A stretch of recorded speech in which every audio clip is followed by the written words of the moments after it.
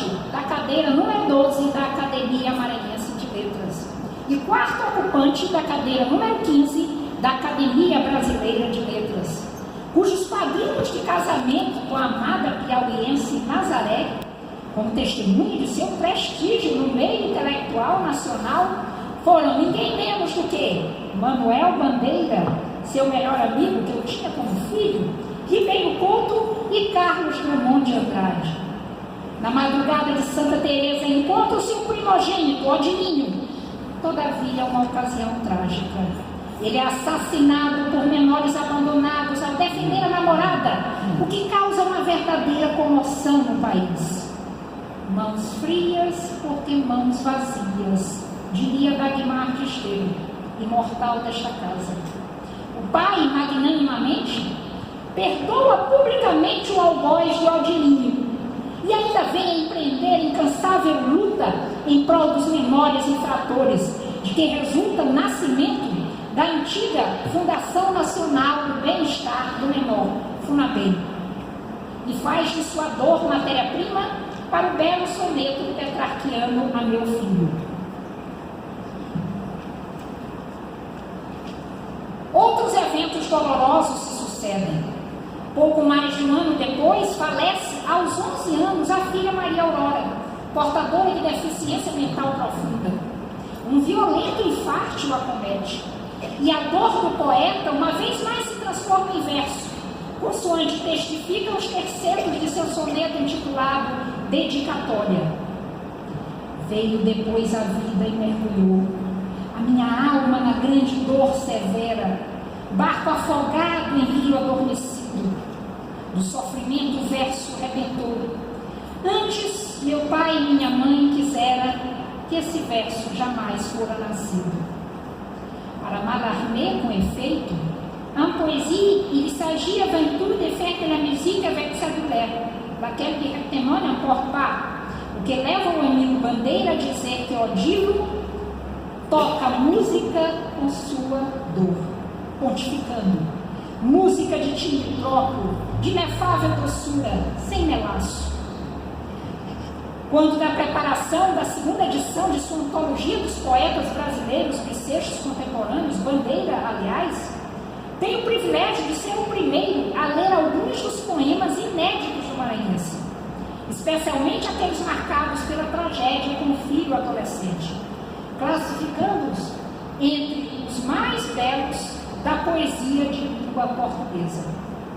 E Odilo, que jamais abandonara a poesia completamente, se abre definitivamente para os encantos das musas Érato e Terpsícore, vindo a publicar vários livros de poesia, principiando por Tempo de Lisboa e outros poemas e Cantiga Incompleta, de 71, no breve espaço de 66 a 79, em que sobressai a predileção pelos sonetos. Abre aspas, tão perfeitos de inspiração e forma que ninguém os acredita a obra de principiante tardio, mas de grande poeta laureado, conforme constata Raquel de Queiroz. Jorge Amado confessa que há muito, abre aspas, não lia versos em voz alta para Zélia ouvir, enquanto Carlos Drummond o chama de poeta quanto mais e geral, que sabe tirar do soneto uma sutil modulação que se casa gosto moderno e clássico. Foi como se houvesse arrebentado um dique no peito do poeta ludovicense. Também o seu lado ficcionista vem à tona com a novela A Faca e o Rio, e os contos A Invenção da Ilha da Madeira e História de Seu Tomé, Meu Pai e Minha Mãe Maria. Para a mesma Raquel de Queiroz, a primeira obra é bela tragédia sertaneja, escrita pelo dono de uma prosa que tanto tem de poética e colorida, quanto tem de segura e enxuta. Tomo coragem e procuro o imortal escritor ludovicense. Ele me recebe calorosamente, com um largo sorriso. Em um canto, vejo algumas de suas numerosas obras. Pergunto-lhe, de chofre, qual o segredo de sua poesia? E ele me responde com estes versos do soneto Oferta. Abre aspas. Não me proponho nunca a faina ingrata, da tortura da forma, essa que outrora jogava o poeta em sonho noite afora, artesão de ouro, trabalhando a prata. Quer o abandono incólume do fruto, na disciplina rija e natural, onde a árvore não põe sinal de esforço. Trago-te o verso, após, como um tributo, ofertado na mão, luz matinal, de abelha e mel a escorrer do dorso. Mas há algo no ar. O poeta parece se despedir. Vejo os originais de seu livro Boca da Noite e me deparo com este soneto shakespeariano, menos usual na sua obra poética. Abre aspas. De repente, eis-me em tudo tão tranquilo, como se a morte já tivesse vindo. Não me ocupa o amanhã para construí-lo, nem me lembra se o ontem não foi lindo. Da cinza não me queixo, pois foi brasa. Entre os livros não sofro solitário. Árvore e filhos deram luz à casa. Tive flores de irmãos no meu calvário. Sinto entre as sombras o invisível rio descer tão lento, agora que a canoa para no susto antigo que a povoa. Nem alegria ou dor, calor ou frio. No mundo ponho os olhos bons de avô. Foi a boca da noite que chegou. E a boca da noite acaba por tragá-lo aos 64 anos. Uma semana depois de entregar esses originais à sua editora, os seus muitos ilustres amigos das letras se reúnem para homenageá-lo. Fica-lhe a eloquente sentença de Guimarães Rosa: você é um dos 6 melhores, maiores poetas nossos. A mim, em muito, talvez o que me traz mais necessariamente a poesia, como conversa prévia que Deus concede, como um marulho do riacho, como consolação. Obrigado, Odinho. Quase posso ouvir a voz inconfundível de outro poeta destas bandas. Ser poeta é duro e dura e consome toda uma existência. Lauro Machado. Desejo quedar-me no Rio para poder apreciar mais da excepcional obra de Odilo, para poder me abandonar nessa Odilíada, mas não devo atrasar o trem. Sou Cinderela, não devo passar de meia-noite. O trem deixou Rio, Joaquim Serra, Clodomiro Cardoso e Odilo Costa Filho para trás. Café com pão, bolacha não. O mar vira sertão, e o sertão vira baixada.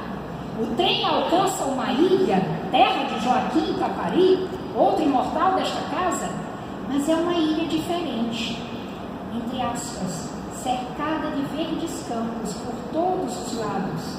Como a descreve outro de seus insígnios filhos, um poeta que, acompanhado de um amigo e um irmão mais velho, sobe do trem na pequena estação onde paramos por alguns minutos.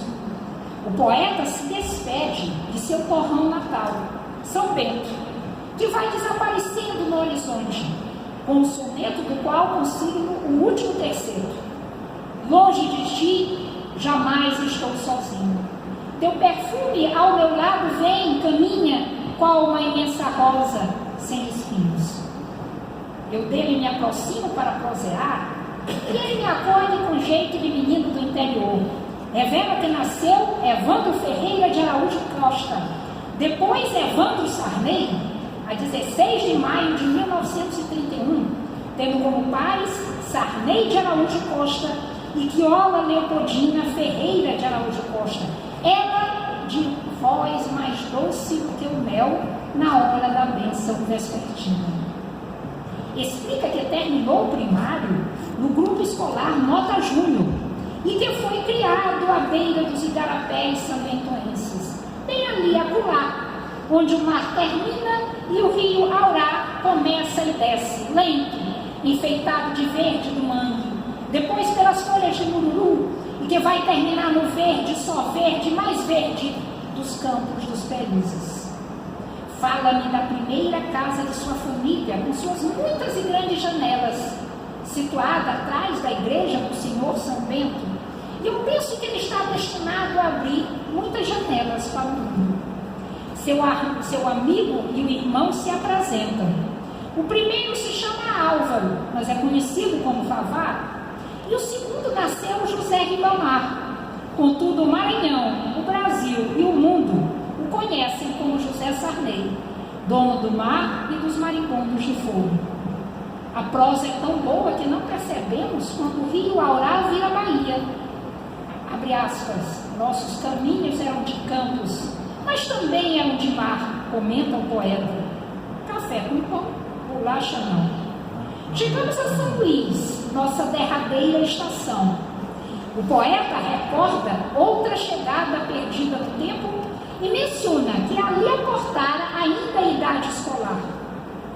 Vejo e ouço a ilha pelos olhos e ouvidos do poeta. O apito da fábrica Santa Amélia e o barulho dos seus teares. Aquela situada defronte da pousada de Dona Sérgio e Pedro Costa, onde residira com o irmão José, os pães quentinhos da padaria da rua Santo Antaliano, as aulas do Liceu Maranhense da época de Mata Roma, Rubem Almeida e muitos outros mitos do magistério maranhense. Não vejo lampiões de gás, porque nos alvores do século XX o prefeito Clodomir Cardoso já os substituíra por iluminação elétrica.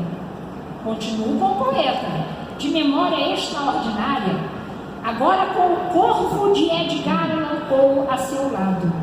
Ele me conta a sua história.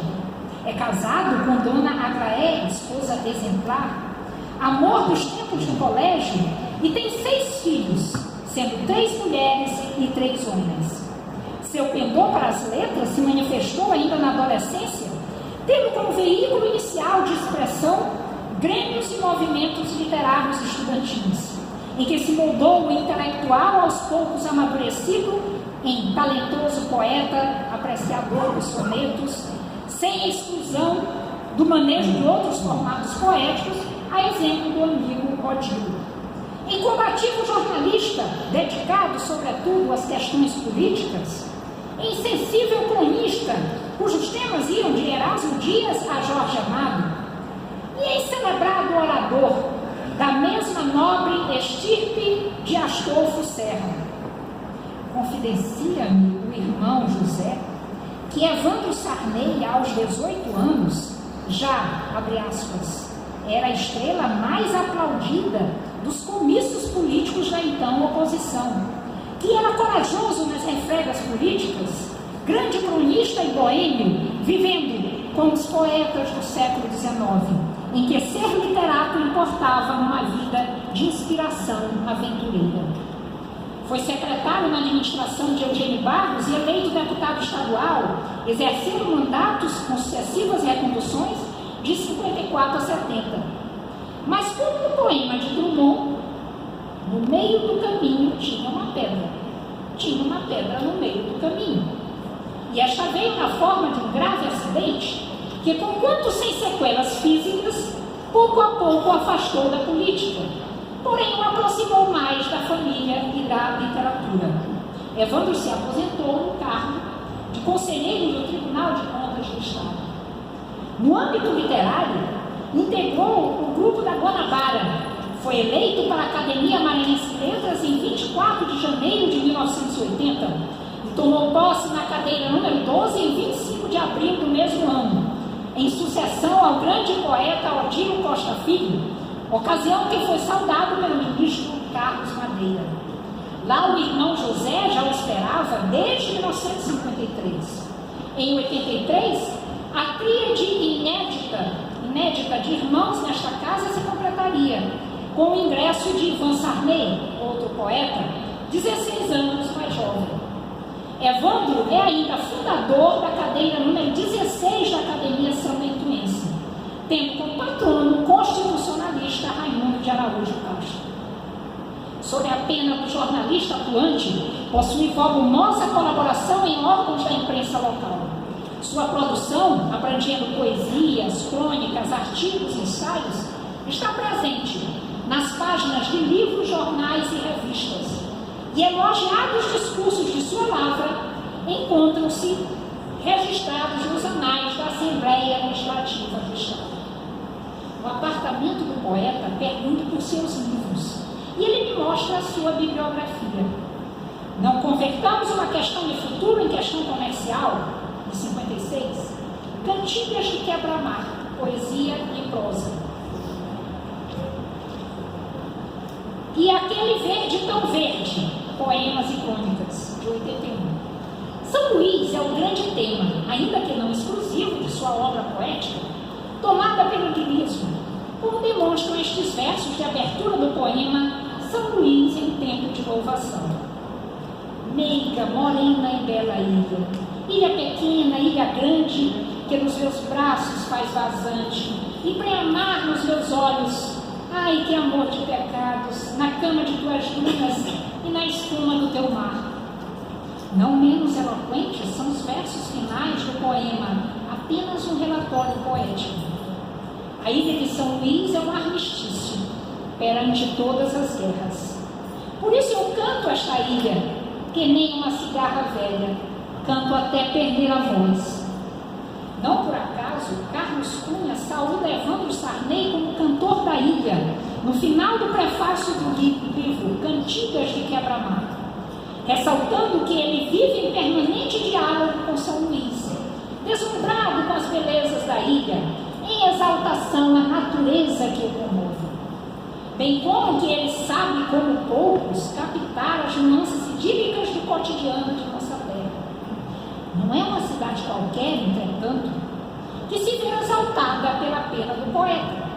É uma cidade inconstante, porque em constante movimento, ao sabor das marés, ora cercada de águas e ondas, gaivotas e peixes, ora sem verde, sem flores, envolvida por um mar sem água e sem flores, um mar seco, vazante.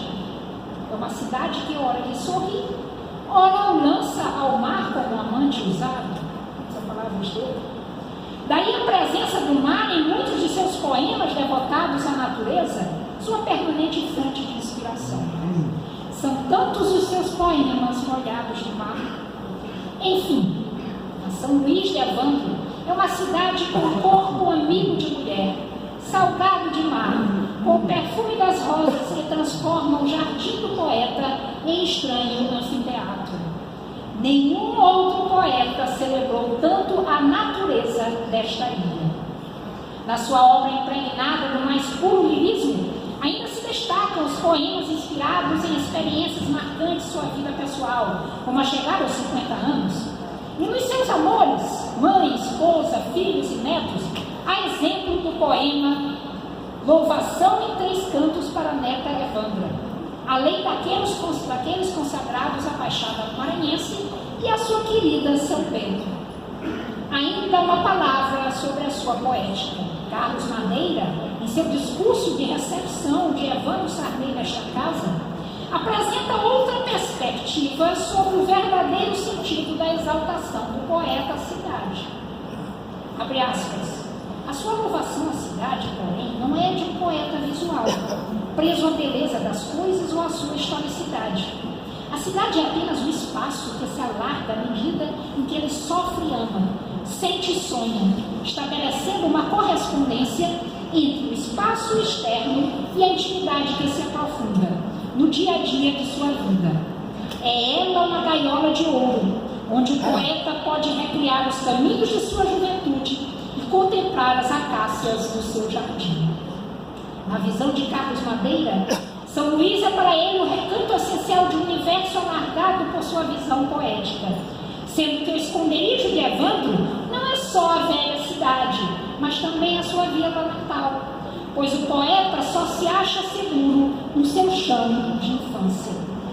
Aos 84 anos, a 10 de abril do ano passado, nesta São Luís que tanto inspirou, ele desce do trem da academia e da vida, deixando valiosa bagagem para o nosso deleite.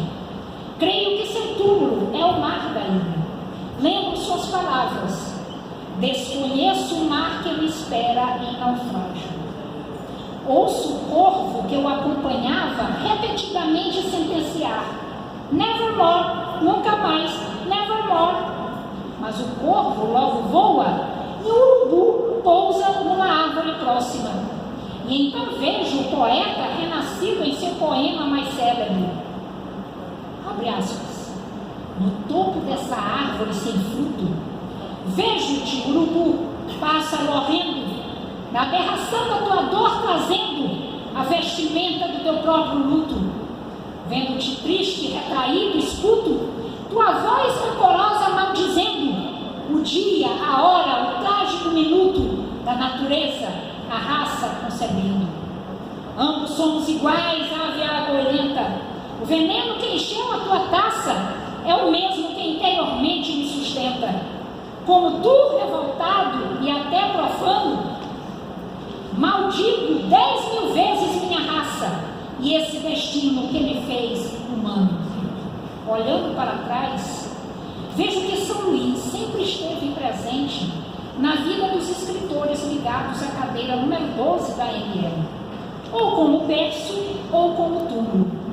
Foi o alfa de Joaquim Serra, Clodomir Cardoso e Odilo Costa Filho, assim como o ômega de Evandro Sarney. E a cidade maravilhosa, em epíteto dado, segundo alguns, como caxiense, foi o ômega dos 3 primeiros. Há mais pontos em comum entre essas 4 ilustres figuras. Todos foram jornalistas, políticos e, em menor ou maior grau, com maior ou menor sucesso, poetas. Todos foram paradigmas da justiça, como Joaquim Serra em sua luta pela abolição da escravatura e Odilo Costa Filho em sua cruzada em defesa dos direitos dos menores infratores. Alfonso de Guimarães, ao tomar posse na cadeira número 15 da BL, chamou-a de cadeira da poesia, por ter como patrono Gonçalves Dias e como fundador Olavo Bilac, entre outros nomes. Paulo Coelho, ao assumir a cadeira número 21, denominou-a cadeira da utopia, por considerar ser este o elemento presente em todos os intelectuais de sua história. Fiquei então a pensar qual epíteto daria à cadeira número 12 da casa de Antônio Louro. Ocorreram-me várias opções, tal a riqueza da biografia de seus nomes. Cadeira dos grandes tribunos, cadeira dos poetas esquecidos, cadeira do bem falar e do bem escrever, mas todas me pareceram insatisfatórias, incapazes de abraçar todas as facetas dos intelectuais que honraram a cadeira número 12. Então me decidi por cadeira do sonho, porque os 4 escritores de que falei nesta oração foram todos idealistas, sonharam com um mundo melhor, pelo qual lutaram com a força da palavra, ora armada em prosa, ora vestida de poesia, ora com a pena do jornalista ou discurso do político, ora com a arte do poeta, contista ou cronista, ou a proficiência do ensaísta. Tenho eu algo em comum, por mínimo que seja, com estes homens extraordinários? Deixo a questão para mentes mais esclarecidas. Contentar-me-ei em apontar uma diferença, que de tão singela é por si só evidente. Sou mulher. E a diferença é tão mais evidente porque sou apenas a 9ª mulher a ingressar nesta augusta casa em quase 109 anos decorridos desde a sua fundação. Não há patronas na ANL. São 2 fundadoras de cadeiras, Laura Rosa e Mariana Luz. Sucederam outros acadêmicos, Conceição Abud, Dagmar de Estevam e Luci Teixeira, estas já desaparecidas. Célis Costas Fernandes, Laura Amélia Damos e Sônia Almeida, estas as ilustres e ilustradas representantes atuais do sexo feminino na ANL. Seja no magistério e cargo administrativo, seja no cultivo do ensaio e da poesia, elas já provaram e continuam provando, cada uma em sua especialidade, o valor das intelectuais, escritoras e poetas maranhenses. Mais do que isso, são faróis da intelectualidade, não apenas para as mulheres, mas também para os homens. Minhas homenagens às confreiras da ANL e a todas as escritoras maranhenses que ainda pedem passagem para mostrar o seu valor, como na marcha carnavalesca de Chiquinha Gonzaga. Oh, abre alas, eu quero passar. Senhoras e senhores acadêmicos, esta é uma noite de celebração. Bebo a goles a glória deste dia, goles medidos de bebida rara, tomando de empréstimo versos do poeta Odilo Costa Filho. E foste vós quem me oferecestes esta bebida inebriante, quem me proporcionastes a suprema honra de hoje transpor os umbrais desta augusta casa e realizar um sonho que não era só meu e que na verdade não acabou, só está começando. É que integrar uma casa cuja missão é a valorização e promoção da cultura e das letras maranhenses é uma grande responsabilidade. Por derradeiro, sinto-me na obrigação, para que não se configure propaganda enganosa, de vos dizer quem sou. Busco auxílio em Fernando Pessoa e vos respondo: não sou nada, nunca serei nada, não posso querer ser nada. A parte disso, tenho em mim todos os sonhos do mundo. Mas se julgardes haver alguma substância nesse nada, digo-vos que sou eu mais pedaços dos outros, uns maiores, outros menores, uns do tamanho de uma vida, outros do tamanho de um momento, uns legados de indivíduos, outros pertencentes a instituições. Trago comigo pedaços de meus pais, e quão imensos são, de toda a minha família, de meus amigos, das escolas e universidades onde estudei ou lecionei, das academias e instituições a que pertenço, particularmente o IHGM, a Academia Maranhense de Letras Jurídicas, a ALL, a Academia Caxiense de Letras, a ALFMA, a Sociedade Brasileira de Psicologia Jurídica e o PEN Clube no Brasil. Sabei ainda que visto a armadura da justiça e empunho a espada da lei, como membro do Ministério Público, instituição altaneira patroneada por Celso Magalhães, imortal desta casa, que tanto tem contribuído para a construção de um Maranhão mais cidadão, a despeito das ações dos barões de Grajaú modiernos. Avizinha-se a hora da nova partida do trem. É hora, pois, dos agradecimentos. A Deus, Senhor de todos os trilhos e comboios da vida. Aos meus pais, Wilson Pires Ferro, desaparecido em 2014, e Eunice Graça Marcília Almeida Ferro, hoje completando 82 anos, meus anjos protetores, condutores de todas as horas, que jamais me deixaram perder a direção ou descarrilar, e que me deram asas para voar e tentar repetir o voo de Dédalo, nem tão perto do mar que me faça negligenciar a grandeza e as alturas do sonho, nem tão perto do sol que me faça olvidar as águas frias da realidade e a pequenez da condição humana. A vós, todo o meu amor, todo o meu carinho, todo o meu respeito. A Academia Maranhense de Letras, na pessoa de seu presidente Benedito Guzar, e aos amigos acadêmicos que, com afeto e tenacidade, promoveram a minha candidatura ou a ela aderiram ativamente em seus momentos embrionários.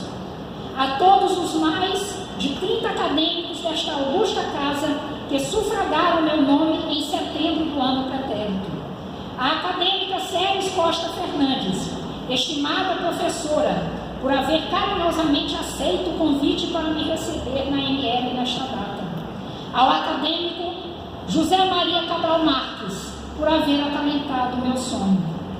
A dona Maria Tereza de Azevedo Neves, grande incentivadora, muito mais que uma amiga.